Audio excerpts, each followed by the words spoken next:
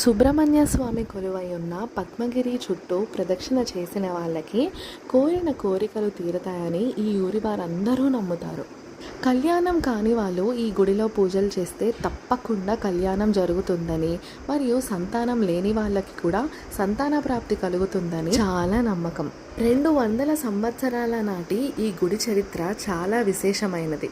ఇక్కడ సుబ్రహ్మణ్య స్వామి వారు శ్రీ బాలజ్ఞాన దండాయుధపాణిగా దర్శనమిస్తారు. ఏ గుడిలో అయినా సుబ్రహ్మణ్య స్వామి పద్మపీఠం మీద దర్శనమిస్తారు, కానీ ఈ గుడిలో మాత్రము యంత్రపీఠం మీద దర్శనమిస్తారు. 1972లో గణపతి స్వామి అనే వ్యక్తికి స్వామివారు కలలో కనిపించి ఇక్కడ కొలువై ఉన్నాను అని చెప్పారట. కొండ మీదకు వచ్చి చూస్తే సిద్ధుడు అనే స్వామివారు అక్కడ తపస్సు చేస్తూ కనిపించారు. ఆయన అనుగ్రహంతో 1979వ సంవత్సరంలో ఈ గుడి నిర్మాణం జరిగింది. టాప్ వ్యూ నుంచి ఈ కొండ పద్మం ఆకారంలో ఉండడం వల్ల దీన్ని పద్మగిరి అని పిలుస్తారు. తమిళ మాసం ప్రకారం ఆడి మాసంలో ఇక్కడ విశేషమైన పూజలు జరుపుకుంటారు.